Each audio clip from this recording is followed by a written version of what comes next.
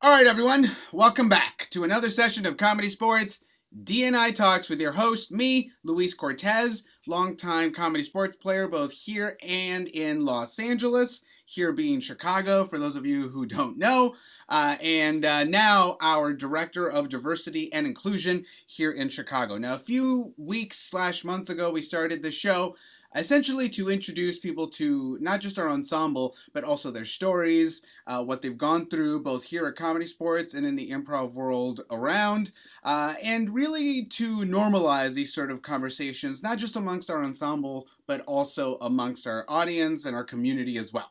Now, today I am joined by another one of our ensemble members. Him and I have been playing together for a few years now. Yeah. John, when did you actually come into the company? I was one of the breadsticks. That's right. So I was that 2018. I think it was 2018. Yeah. Yeah. Yeah. All right. Well, from 2018, please welcome Josh Segovia. Hello, hello. Thanks for having me. Please take your seats. How are you, my Uh, friend? good. I'm enjoying. It's actually cold now, which is nice. It's December. Whenever you're watching this, it's December, or no, it's January where we are. January. January 11th. That's right. It's my sister's birthday, so happy birthday to her. Yeah, today. That's so funny. It was my brother's birthday yesterday. Oh wow. My mother's birthday was yesterday. So, Your mother? yep. Oh, okay. Wow. Your your mother's not your brother. My I know mother's not your both of us. brother, is she? Are we? Are we cousin uncles? Are we the same person? Yeah, it's funny how time works. Well, I'm glad you're here. I'm super Thanks for excited. having me. For everyone who is unaware of the Segovia, why don't you introduce yourself? Tell us a little bit about yourself, and tell us where your improv journey started. Sure. Hello, world. My name is Josh Segovia. I'm originally from Texas, by way of Maryland. Um, so my mom worked for the government. We moved around a lot. And then my senior year of high school, we moved from Texas to Maryland, and that's where my improv journey started. It was actually in college, University of Maryland. So they had an on-campus group called Erasable Inc. and a sketch group called SketchUp. I auditioned for Erasable Inc. my sophomore year because my freshman year I drank it away. I was just the worst person, worst student. Just it was bad. My parents got my grades after that first semester, and they're like, "Do you want to go to college, or do They you want got, to be a rummy?" they got your college grades? Well, yeah, they saw them. How? Uh, I don't know. I shared them to them. Maybe I was on academic probation. I don't remember. Okay. It But somehow, surprised me because I'm like, my parents got nothing about my college stuff. They were like, well, you're the adult here. they probably never saw it after that. Anyway, so I auditioned for the on-campus group. I did not make it.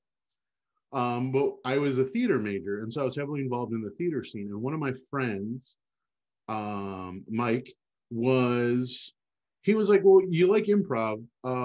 There's this group that I play with called Comedy Sports DC."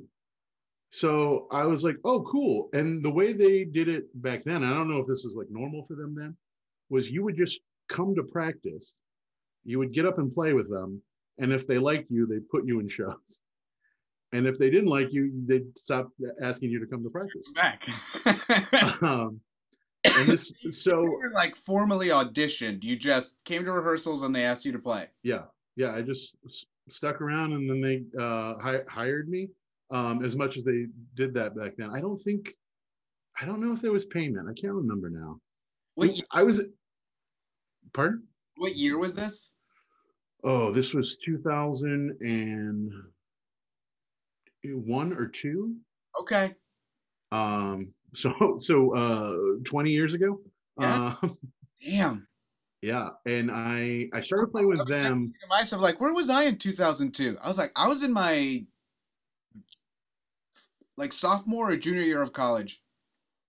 Yeah, that's probably about right. And so I started going with my buddy Mike, and he had a car, so we would drive from University of Maryland campus, which is like 15 minutes north of DC, to Ballston, Virginia, which was it was probably like a 30-minute drive, 40-minute drive, to do rehearsals on Tuesday nights or something, and then shows on the weekends. And they had like a whole song. I should. I probably have my jerseys in my room somewhere. Your Um, DC jersey? my DC jerseys, because I remember when I moved a couple times, and I was like, should I throw these out? And I was like, nah, who knows? Maybe I'll need them as props or something. Was did they have the? Was this the theater that was inside the mall? Yep, yep, the Boston Mall, yeah. And Yeah, it was before. Now it's like a bigger theater. If it's still there, I don't remember. it's been a But while, but I have been there. So then you know Liz Demery. oh yeah, Yeah. Liz. Do you know Chris Batu?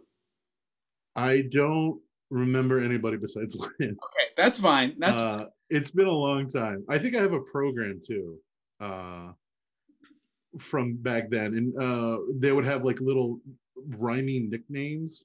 yeah. Like I remember there was a kid named Vlad who was like younger than me even. I don't know if he was in high school or if he was like doing some sort of like program, but he was coming through then as well. And his name was Vlad the Impaler, whatever his last name was. And mine was Josh Osh Gosh Bagosh Segovia. And that's how they'd like intro you in. And they Yeah. did the Take Me Out to See Improv Mhm. song, Take Me to CSZ. And they had the wall of retired suggestions with little they were like baseball jerseys with like spatula on there, Bugs Bunny, like suggestions that you could no Chill. longer give. Yeah, and it was like a tiny theater. It was like a storefront theater essentially. What we would have there, and so I did that for a year, and then I mean I got a ton of confidence. Like you're performing for like paying audiences. Um, so then the following year, I went and auditioned for our college improv group and just knocked it out of the park. Like it was just like so fun. And then the group that I auditioned with, like that group, Erasable Inc. in University of Maryland's improv program, became like my best friends. Like I'm still best friends with them today. We started a production company. We all moved out here together. Cool. So while I was in improv, I did comedy sports for like a year, maybe 2 years. And then my buddy Mike graduated and I didn't have a ride. And I didn't have a car, so I couldn't do it anymore. That's I it. retired from DC. And I I will kept tell doing you improv. this one Sorry, story about Liz Emery. When I met her, um, mm-hmm. we were in Milwaukee for one of the world championships. I just met her that week. And you know Liz, she's very like big and kooky and cartoony. Yeah, yeah. And so we'd been chatting on and off for a couple days, and then we were at the theater in Milwaukee that has their own bar. And when I mean they have their own bar, I mean like they have a bar. Mm-hmm. And so she's ponied up to the bar, and I walk up behind her, like not planning anything aside from let me get your attention. And I tapped her on the shoulder, and I don't know what she was thinking or even how she managed this. Uh-huh. She whips around and somehow manages to lick the inside of my mouth. She That's somehow licked the top of the roof of my mouth, and I was just like, yeah, and she just goes, surprise. "Oh my God, I'm so sorry. I thought you were one of my guys," as in like one of the DC guys I brought, and I was just like, "What are you guys doing?" Like, we've been friends ever since. what? Oh, what a hilarious and still hilarious bit. Yeah. Oh, it's such an instant turnaround. Um, that's fine. I've never been to Milwaukee. I've never been to any of the others. I need to travel. This was going to be the year. They're doing it in Houston, or last year, I guess. Now, Well, which if things like pick up and somewhere down the line we do it again, mhm, if we end up doing one this year, like Houston is slated to do it again. cool, cool, cool. I believe so. I could be wrong, or at least they offered them the ability to try to do it. Yeah, Um, it's but a yeah, great city. for me early on in my career with that stuff, it was cool to see what a huge community you were part of. Mhm. Having not really like seen all the differences between each city just yet. Just like the big community of like, oh wow, there's so many of us. So early on in my improv career, that was really cool to see. It definitely gave me the confidence to keep going with it. Okay, so at which point did you actually move to Chicago? So I moved to Chicago in 2007, like August. Um, I was out of school. I was doing theater in and around DC, working as a bartender.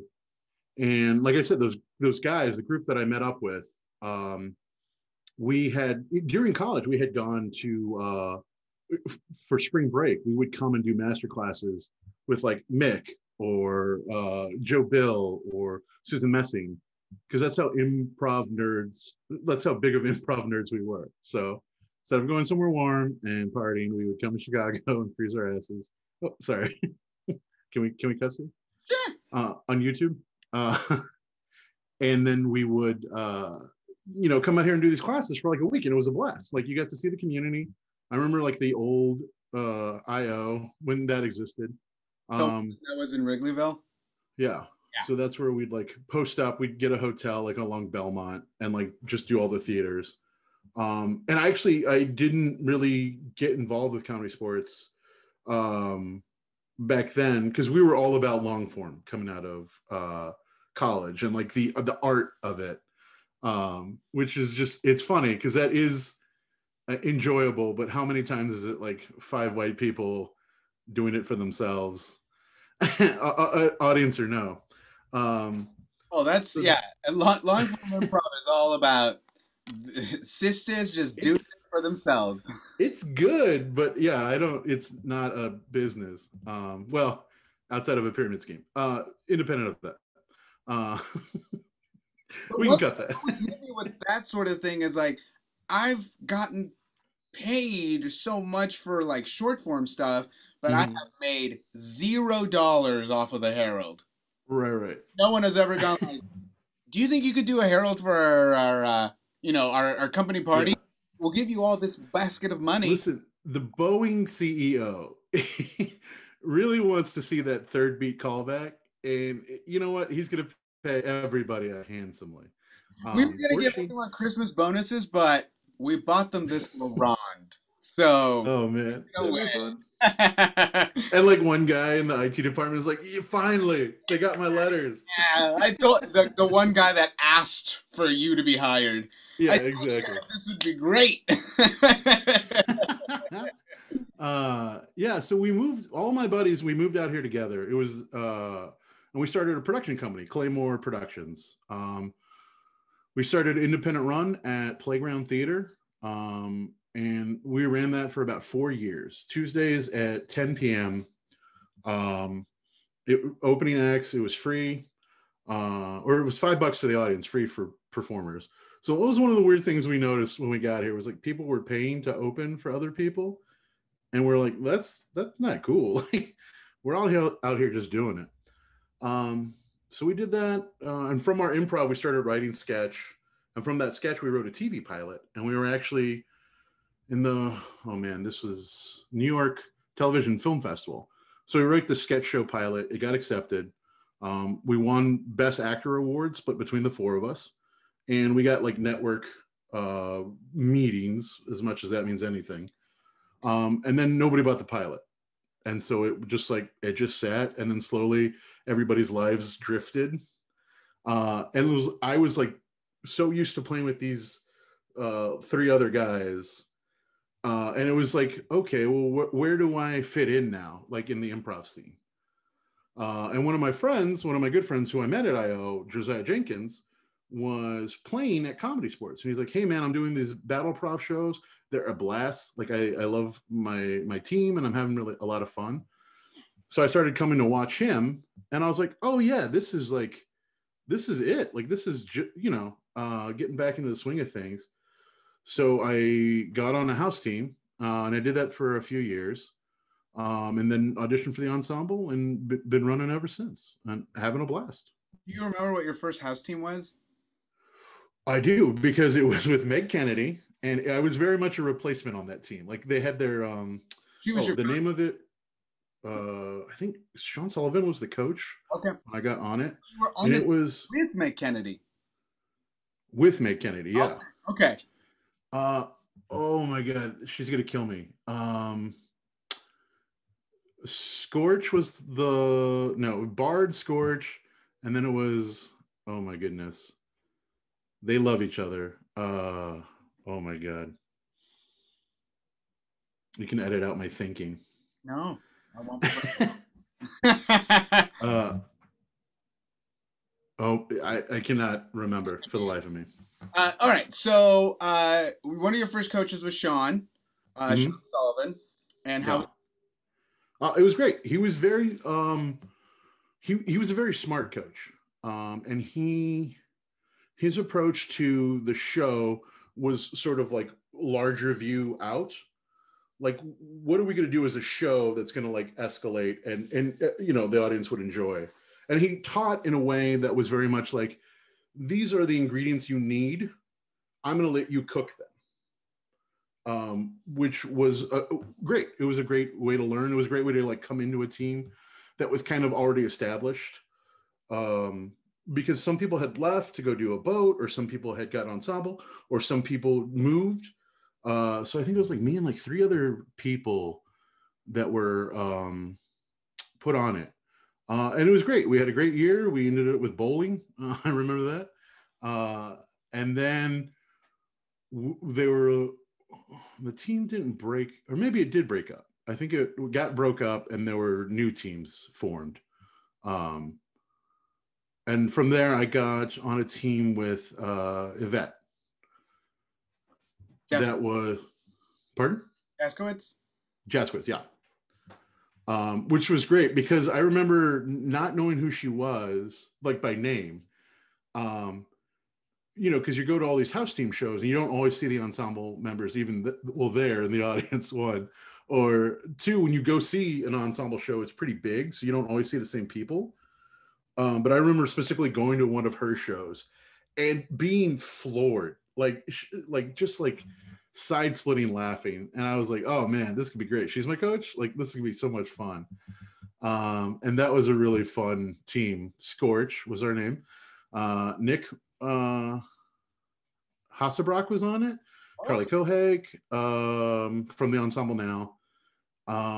Was Fiona on that one? Fiona Stevens was on one of my house teams. It's all blurring together now. Yeah, I was about to say, like, you've played a good amount of the ensemble for a while. Yeah, for a minute. And then, or maybe they were on the second one. Anyway, so I did that for a year. It was a blast. And I wasn't sure about coming back, just because I had auditioned for ensemble. I hadn't made it.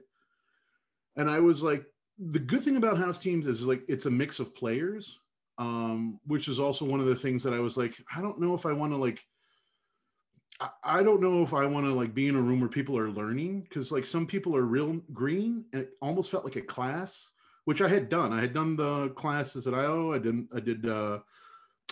Second City's Conservatory. And I was just like, I don't know if I want to do that again. And then Jason Stockdale was going to be the coach. And I was like, well, I gotta work with Jason. I'm like, this guy is hilarious. And Yvette's teaching style was sort of like cool mom, where she's like, this is the way it needs to be done, and I'll help you get there. And then Jason's was like nefarious uncle, where he was just so mirthful in a fun. Well, we got real silly with Bard, and then that was a fun year because we like blew it up style wise. Like in Sean's show, we had sort of lay-ons to a running order. In Yvette's show, we kind of had we did like a real up and down games show. And then with Bard, with Stockdale, we did a very like cuckoo bananas, do whatever you want, and we'll play games like in between it. So like we did one show where we're all like senators and we like, dressed head to tails in like, formal wear. We were a family band called the Bardtridge Family. It was in there was people played real instruments. It was just wackadoo. We played a game show that I would love to bring back, and I'm just remembering right now, called "I'm Thinking of a Number," where it was like a full-on game show, and people would bring like.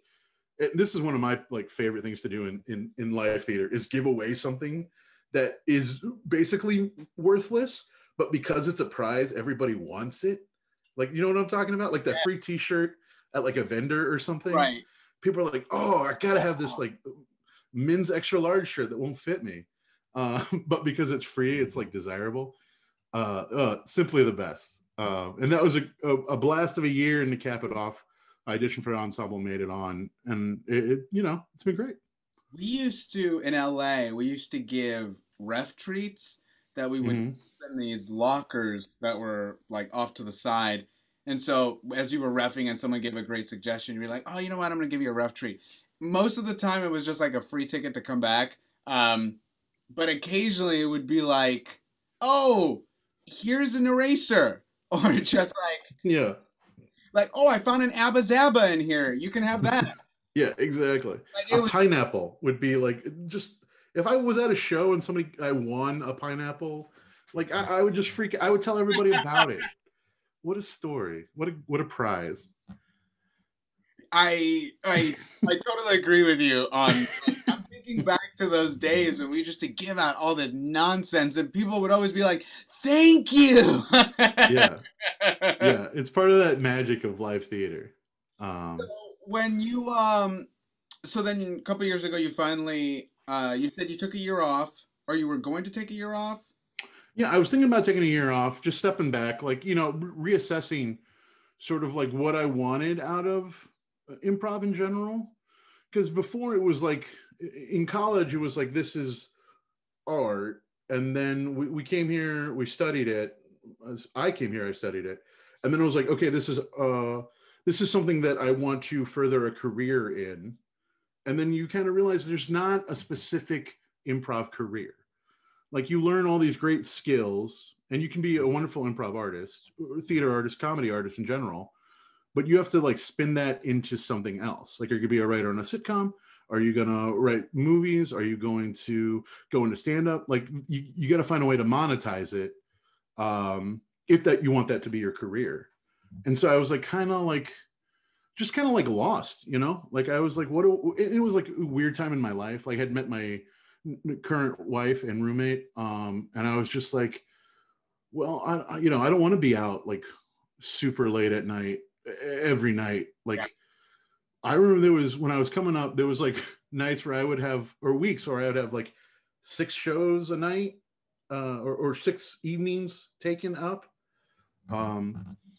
So yeah. And then, it just fit. Everything fit.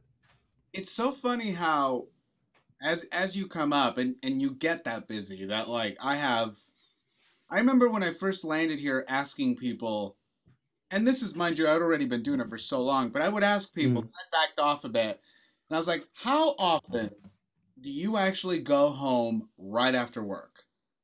And they would say, I don't know, maybe 1 or 2 nights a week. And I'm like, the rest of the time you're off to a show or a rehearsal or something. And they're like, yeah.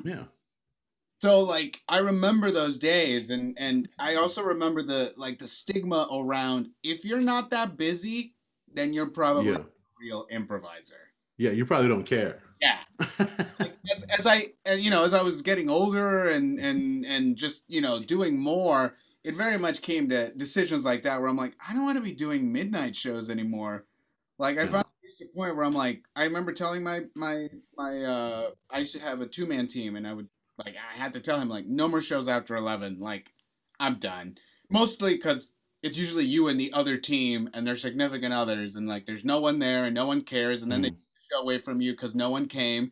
But it's like, you didn't help us with anything. They don't really care until they think they can get something out of it. Right. So then, what made you not take that year off? What made you audition and keep moving? Well, I mean, it was mainly talking through with other people that I had played with. Like, you're talking about pre-comedy sports, or that after the first 2 teams? You said after the first two teams, you considered Mhm. a break. Yes. Yeah. Yeah. It mainly was working with Jason Stockdale. Like I heard great things from people that had been on his teams previous. I knew him from watching him on the ensemble, and I was like, this is going to be a blast.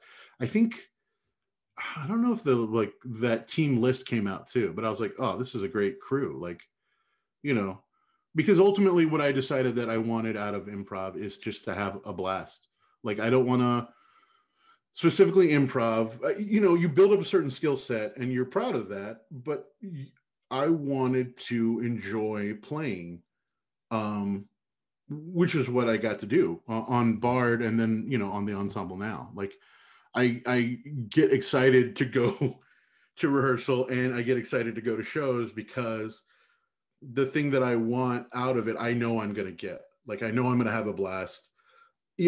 Also being self-produced, when we ran that show for 4 years, we had to worry about booking the other openers. We had to worry about getting butts in the seats, and being able to do whatever you wanted was a blast too. We played Very Blue, um, but lots of booze. But but worrying about those external things was fine for that, but I wanted a gig where I could just show up, play, and have a ball. What was it that switched that in your head? Because you said, you considered a career in it, whatever that Mm-hmm. might have looked to us at the time. But you said, I reached a point where I saw that a solid like improv career wasn't a Mm-hmm. thing. So what essentially made you switch it over to just like, I'd rather just focus on this part? So I think ultimately it was trying to understand what I was chasing. Like, you get things, you book them. Like I have an agent, and we had those meetings with like um industry people, and those were like really cool, but it was like, what are you looking for? Like what do you want out of this? But it's not. I stopped. I don't know. Requiring is not the word, but I stopped seeking out external validation Mhm. and started looking for like what I ultimately wanted out of my life in general. Like, um, I just that's kind of sort of led me to where I am now. Just in terms of everything. Like for a while, I was writing spec scripts. Like the same thing. If I wasn't playing, I was writing sketches, scripts, jokes, like just like trying to get. But it wasn't something that I wanted. There wasn't something that I was trying to say. There was a pressure that I felt I had to do it. And that was it wasn't fun. Like it just wasn't, and it wasn't the rejection from like, you go on a million auditions, I'm sure. Part of the Uh, in fact, you took one of my gigs. did I? That Jane Lynch gig. Was that me? Let's see. Yeah, dude. if Chicago tourism. if it helps, it never aired It didn't. She was so nice on the COVID. callback. Because of COVID. Like we shot it, Oh, and it was supposed to yeah. be used for the summer, but That makes sense. Yeah. and I got one holding fee for it. So I'm like, oh, they Hmm. keep rolling this up. Nope, You're like, oh, never, never. For oh, all I know, they just went, yeah, we're never gonna use this. I hope yeah. I at least can get a copy of it because I never even saw it. Wow, that's funny. She was so delightful, and I was like, ooh, I can't wait to like book this and like go down there. And there's been other like, there was, oh man, this is independent of anything. So speaking of like gigs in general, I auditioned for a major network television show. I won't name it, but if it's filmed here, you can guess what it is.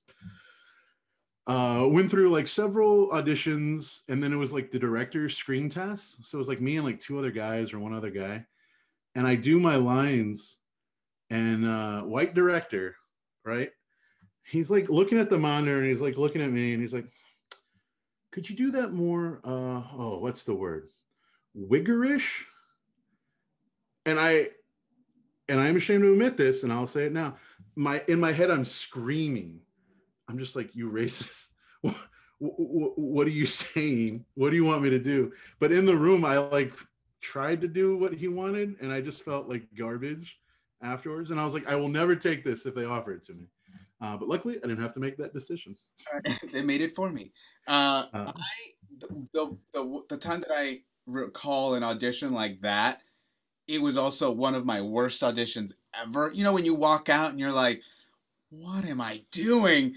But mhm. the whole premise, it was a McDonald's commercial, and the whole premise was they were selling these new like chicken breakfast sandwiches that was literally Mhm. bread, chicken bread. Um, it was in a biscuit, that's what it was. But it was a Spanish commercial, and the Way whole different. is your cousin from Mexico is visiting, and he's so amazed that you're having chicken for breakfast. Are you the cousin or I the? was the cousin. So my thing Oh was to be boy. like, what? Chicken for breakfast? Actual line in the script. It's like the streets are paved with gold. Ugh, It was so, God. and like the commercial's supposed to end with me walking out of a McDonald's carrying like 30 of these bags because I'm taking them home as souvenirs. Oh well. And I just The good remember news is, walking out going, I would turn this down if they offered it to me, but off of what I just did, I don't think that's going to be a problem. yeah. Oh man. Yeah. Yeah. Have you ever? So I'm second generation, mostly uh, Spanish, Mexican.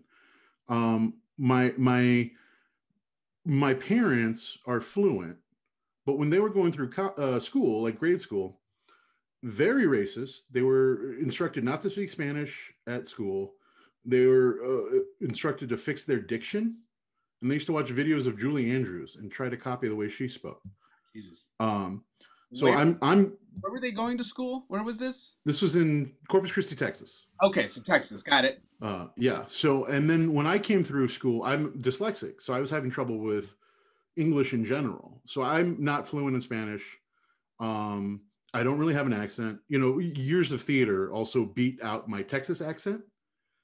But when I go on some auditions, you know, people are like, "Will you do an accent?" And I'm just like, "It's not what I sound like. That doesn't sound right." That being said, I did audition self tape for a major motion picture. I won't say what it is. The guy was from East LA, and you know, he didn't have like Cheech's voice or anything. But I was just like, Exactly who I thought of. I was like, oh, he's yeah, gonna sound like Cheech. no, he was a real guy. There was video of him on the internet, and I was just like, do I do this? Like, am I brown enough? Like, it was very questionable to me. Um, and I was, because he was a real person, there was a real voice to Emulate. mimic, yeah, emulate. I was like, okay, I don't feel weird about this. It doesn't feel off to me. You know, as a brown person, I can audition for this and not feel like a traitor, or you know, or imposter. Um, it went great. Still haven't heard back, so I figured I didn't get it. Fair. I remember like my first big thing that I booked was a commercial for IHOP. It got me my SAG card. Um, Mm, but oh, it got me Taft-Hartley is what happened. But mm, I remember they kind of like had to pull some strings because the English version of this commercial was union, but the Spanish version was not. huh. So it was Interesting. like, we'll take these non-union guys, but we'll Taft-Hartley them just so, you know, so they feel special or whatever the hell it was. Mm, I remember actually them calling like A team, B team, and we were the B team because it was like you're the Spanish one, so like we'll get to you if we have mm, time, and you're all non-union, and don't worry about. And I just remember at the time going like, why the discrepancy? Why? What's the yeah. difference of the like? It's they're all gonna air on the same place, TV. Like why? Why do that? Why separate us like that? If anything, they could have even saved money just by like hiring us to do both. Yeah, exactly. I've done, when I was living in DC, I did a few industrials where we did both. And like I said, I'm not fluent, so I got those sides ahead of time, and I like studied. Boy, I was like talking to my dad. I was like, "Am I saying this right?"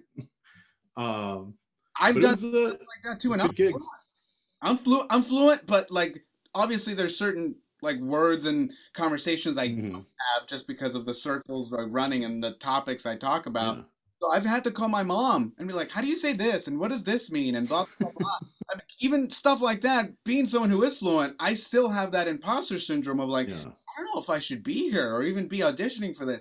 I don't think I'm brown enough for this. They Yeah. put that shit in your head for no reason. Like I Yeah. remember my brother getting in trouble at school once because he made some joke and like all the brown kids got mad at him, uh, and he was just a lot more boisterous than I was in his younger years. Now we've switched. Mhm.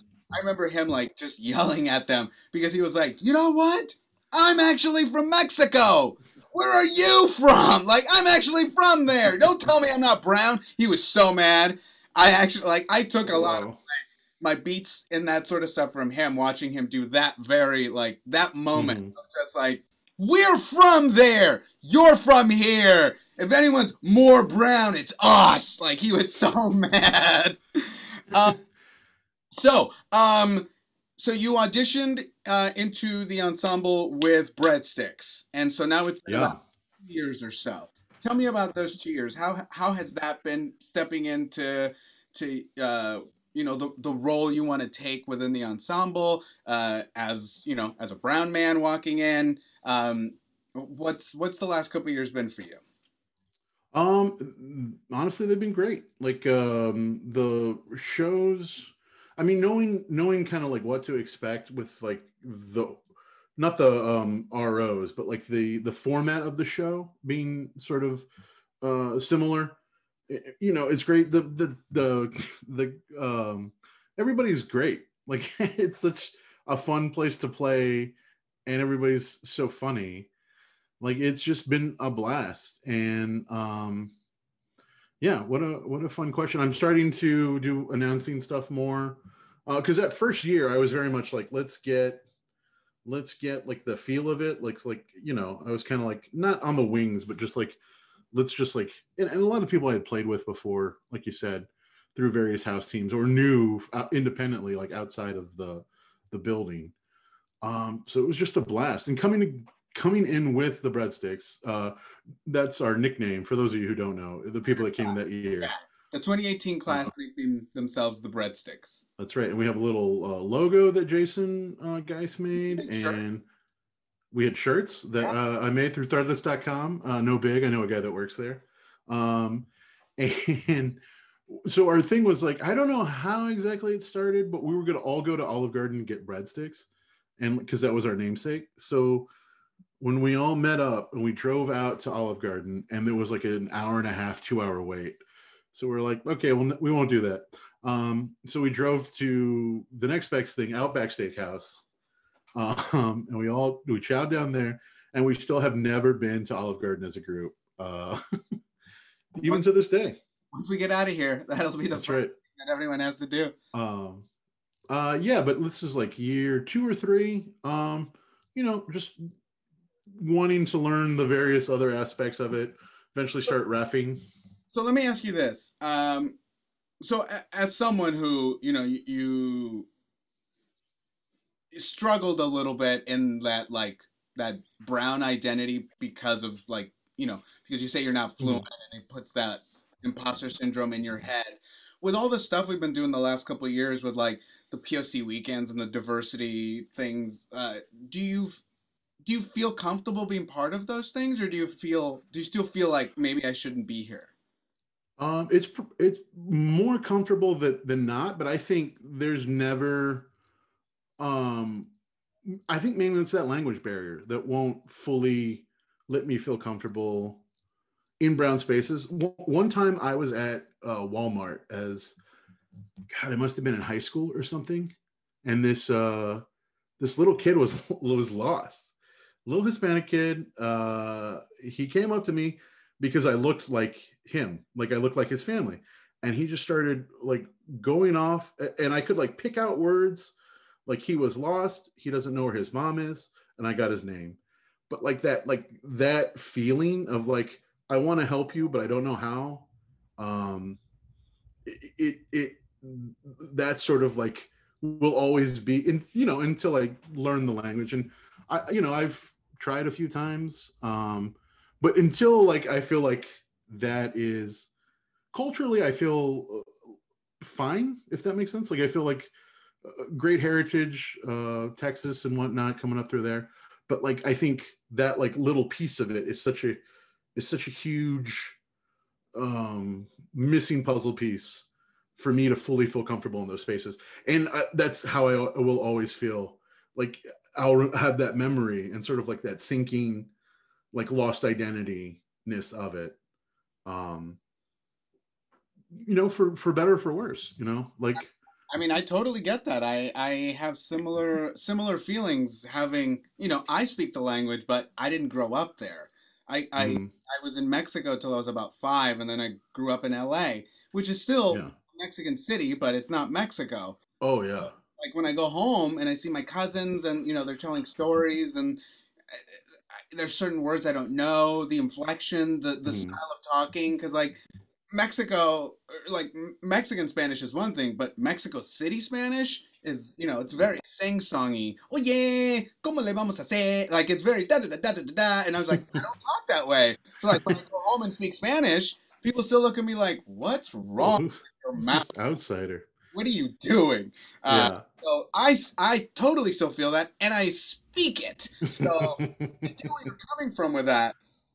So tell you what, we're coming up on our time here, believe it or not. Cool. It went by so fast. We'll definitely have you back because I want to delve deeper into some of these topics that you were talking about, especially things like imposter syndrome is so prevalent, and I don't think it's something Yeah. people even understand or know where it comes from, or even that it has a name. Um, but so you just mentioned the thing I was going to ask you is where do you see yourself going next in the company, and how can we help you do that? But one of the things you mentioned was wanting to ref. You said Yeah. that's probably your next step. Um, Next step, yeah. I mean, I'm having a blast. Like in terms of what I'm doing now. I just started announcing. I announced one show live before everything, and then I've announced one show now on Twitch, which was a blast. you just did Uh, it on Saturday, didn't you? yeah, it just happened. You did great. It was super fun. That's the next thing I want to do. I haven't announced just yet. I want to get into announcing. Yeah, it's hard to like break because you're watching it, and then you're like, oh, I got to do these other things too. Yeah. Like I can't just enjoy this hilarious match that I'm watching. So that's my next step to master that and then move on. But I mean, I'm having a blast. Like there's nothing, I love the DNI stuff. Like it's great being on a team. I know we're running out of time, but like it was a culture shock moving from Texas, which was like 90% of people that look like me moving to Maryland. And my first good friend that I met there was named Ugo because he was brown, and I was just like, oh, brown guy, hey, what's up? And we're still friends now, like, but it was just like, oh, hey, you look like me, like let's hang out. My sister went from LA to Syracuse, New York for college. And Mm, that's how she got that culture shock in that same way. And her and I were talking about it a couple years ago because I'm like, I was telling her, like, you're lucky you got to do that at 18. I didn't suffer my culture shock until I landed in Chicago, which was at like 35, 36. So I'm landing and I'm like, oh, wow. Like, this is all real, yeah, not just in the movies. You really are this racist. What's happening? Like, it blew yeah. my mind. And if anything, Casually racist is the yeah, one that you're just like, whoa. it made me, I'd never been like so pushed to like embrace my brownness so much, landing into Yeah. sort of, it's why my Facebook name is like my full name. And Hmm. obviously this was all as like the Trump era was coming up, so it made me just push that stuff even harder. But I totally get that culture shock. It destroyed me for a good year. Well, yeah, I feel like it's a reaction because you're like, I just am. I just am. And then you go somewhere and people are like, yeah, but part of you isn't. And you're like, no, that you like have to like bloom even brighter because of that. Like you're like, wait, no, you your worldview is so warped that you can't see all of me, because you're just living your life and you're being like, well, this is what it is. And then somebody's doing the same thing, but to them, I guess, not to, And it's funny because justify it. you end up doing the same thing to them because all they're Yeah. showing is this one part of themselves. Like all I'm seeing is that you hate me, which makes me hate you. So it's just Mhm. it's it's one head feeding the other, and it never stops. It just this Yeah. stupid cycle that never ends. Yeah. Why does anything have to be about race? Because it is like, because until you can see how that's connected, you won't get it. So we have to like point it out, and then people get upset because they're like, well, why is this about race? And not only until you see how it's all connected, but until you see that you're part of it. Like Yeah. just judge this cycle, but think that you're outside of it. It's like Right. we're Right. part of it, and you removing yourself in that way doesn't do anything. If anything, it makes you more naive that you think you're not a part of it. Right. Right. Right. But again, something else we can delve into next time that we bring you back. Josh, this was amazing. I'm really glad that I got this amazing, nice, awesome foundation to how you started and where you came up from. And we will definitely have you back because I want to talk about all these topics that we got to here towards the end. For everyone, Yeah. thank you so much for watching. Please check out our website. Please check out our YouTube page. Please check out our Twitch channel. And we are performing Wednesdays, Thursdays, Fridays, Saturdays, and Sundays. We have brand new programming coming in February. If you're watching this in February, we have new programming now. But please check out our website and our Twitch channel, Facebook, and Instagram. And we will see you all at the very next Comedy Sports DNI Talks. Thank you all so much.